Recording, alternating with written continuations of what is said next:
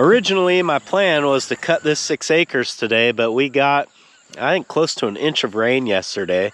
So everything out here is soaking wet and it's gonna have to wait. See, today's Friday. If the sun comes out today, which it is supposed to do, and tomorrow, maybe we can get out there on Sunday. But that's okay because I've still got plenty of work to do here on the slab. I would like to, my goal this morning is to get everything ready here so that all I have to do is back up the concrete mixer and dump it in. So we're gonna get everything ready to go here so that when I am able to pour it, it is ready. And I've been thinking about, once I finally do get this poured, boy, this is gonna have more cat paw prints in it than any slab you've ever seen. I've got a little more backfill work to do here, and then I think it's just a matter of laying out the rebar, and then this should be ready to go. Once I'm all finished over here, I'm hoping that there's enough time this afternoon to run back to the shop and start getting the hydraulics set up on the New Holland. That's what's going on today on Farmer Tyler Ranch.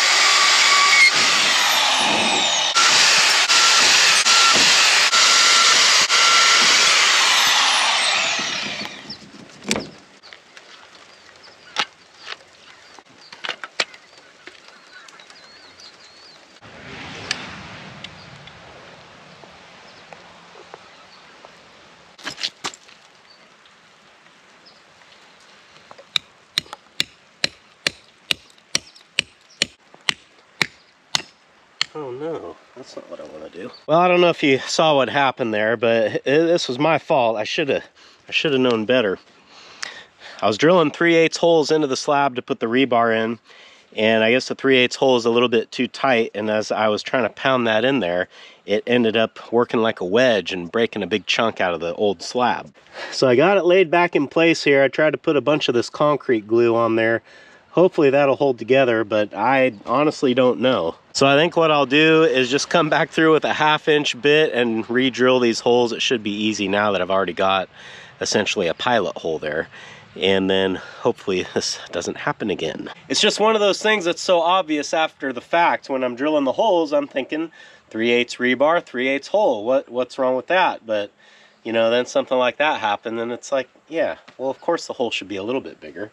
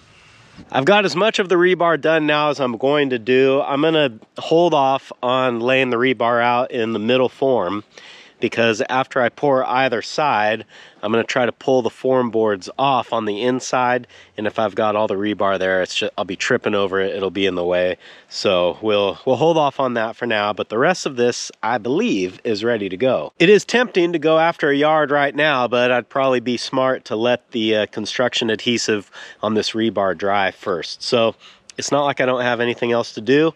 Let's go do the other things. I'm back here in the shop now, and the objective today is to get some rear remote hydraulics on this tractor. That doesn't sound like it should be that hard. This is a really common upgrade that, you know, probably thousands of these tractors left the line with that already installed.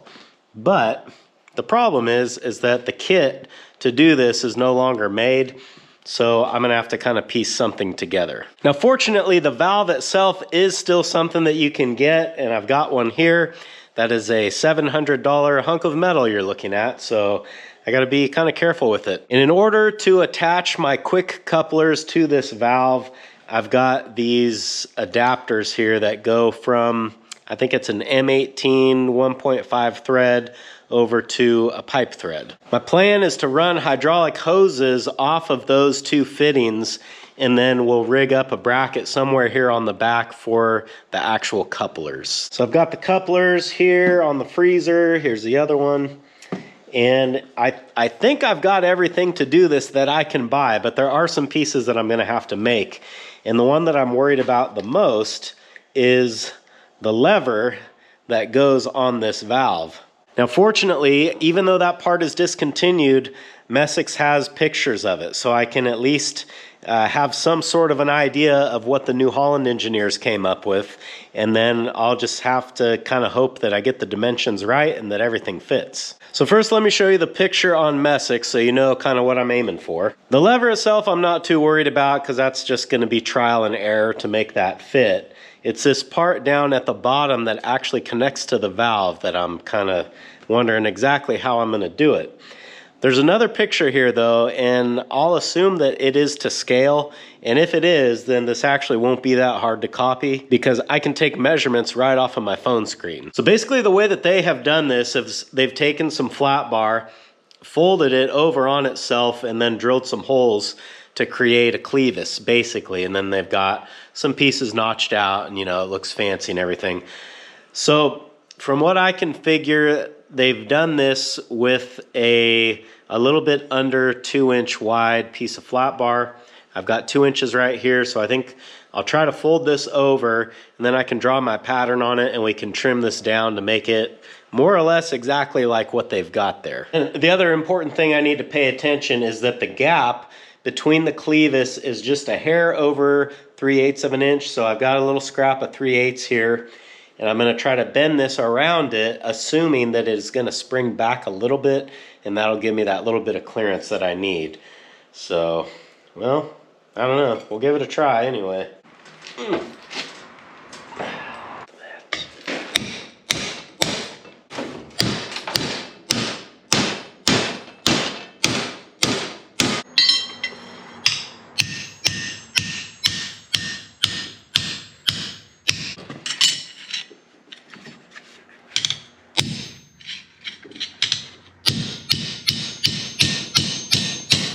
After fine-tuning this on the anvil, I think I got it pretty darn good, actually.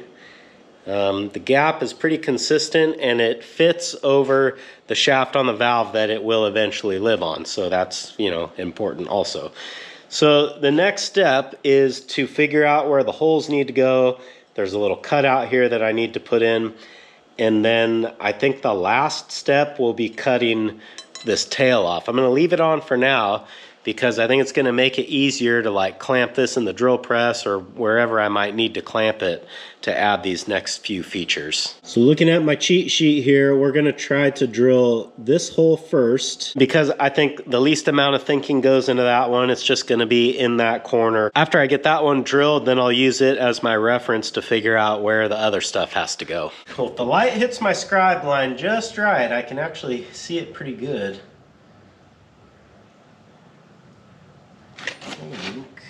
About there.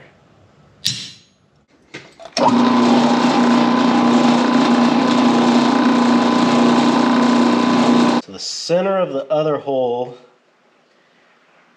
looks like it's about 1.25 inches off of this leading edge. From the bottom.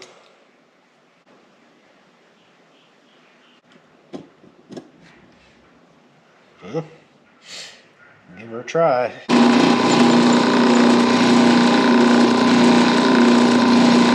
Next on this piece, we got to cut a little arch here, and this is important because it's for clearance reasons. It's not just for looks. So what I'm going to try to do is just plunge a hole saw through the entire piece, and that should give me a uniform arch on either side, assuming, you know, I get it in the right spot. A moment of truth here. See how it turned out.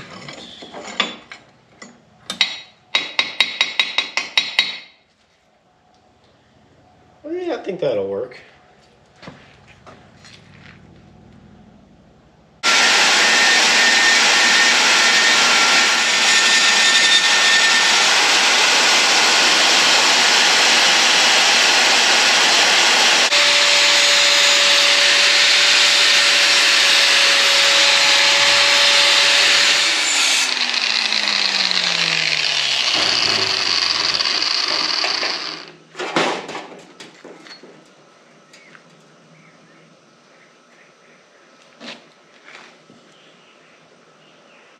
Okay, moment of truth here. Let's lay this down. So this is up, this is down, as it will be on the tractor. So I believe my piece goes here. It's a little snug, but I think it will fit. Yeah.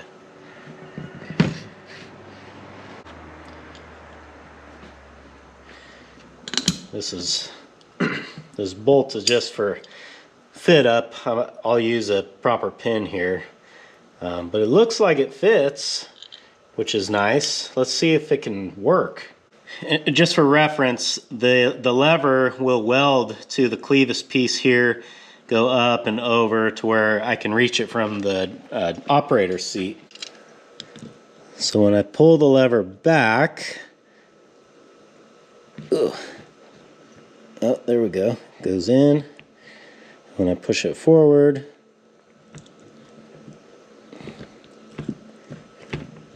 okay. It feels a little sticky, actually.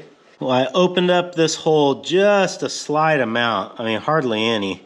You can see when I put it on the little chain link there that it moves a little, but not much. But because of that, now it fits way better.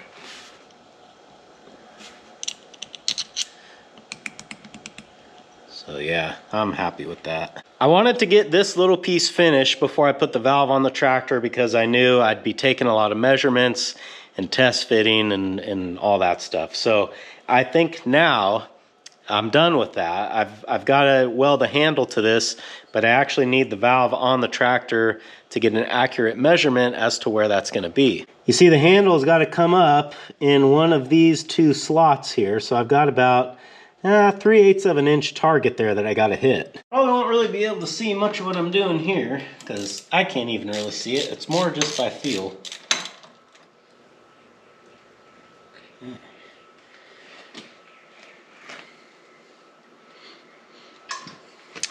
This is what we were going for.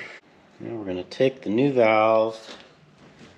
The piece that I just took off is going to, should sandwich right on there like that. Oops.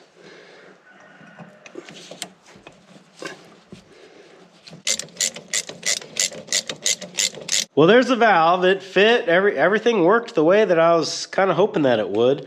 So the next step is to take these hoses, attach it to the valve itself, and then I've got these fittings that I'm thinking I'll end up mounting like right up here somewhere. I'm not gonna have time to make the bracket to mount the couplers today, but I would still like to get them connected just because I don't like leaving open passages in the hydraulic system. And I'm not sure, I think I probably could start the tractor and drive it out of here right now, but I'm not positive about that. It might just start blowing oil everywhere. So it would be nice to get these hoses hooked up so that I can move it. I've been putting this 545 thread sealer on everything, so hopefully we don't have any leaks when it's all done, but it is plumbing and it usually likes to leak.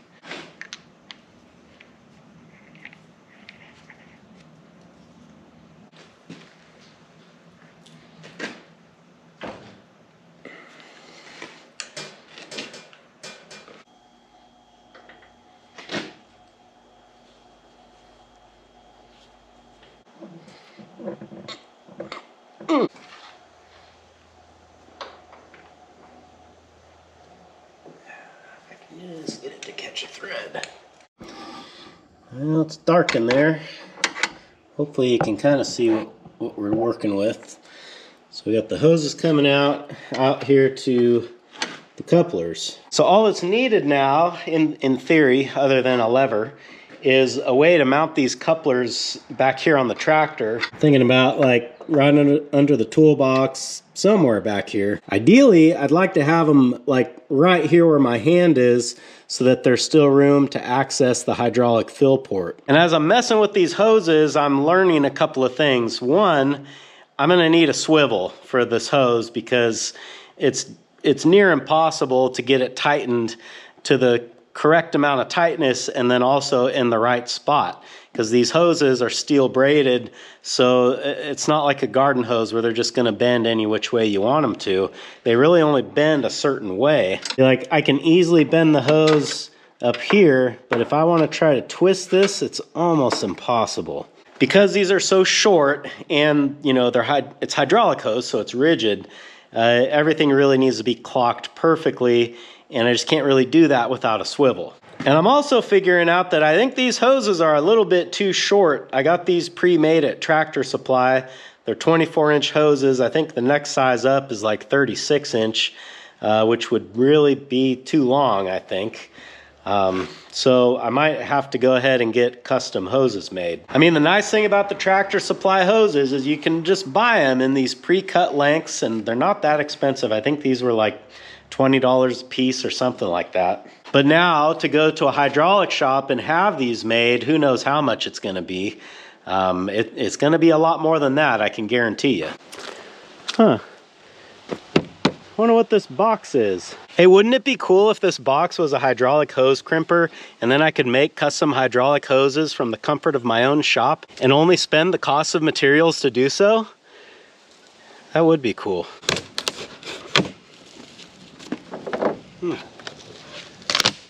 Box within a box. It's another box.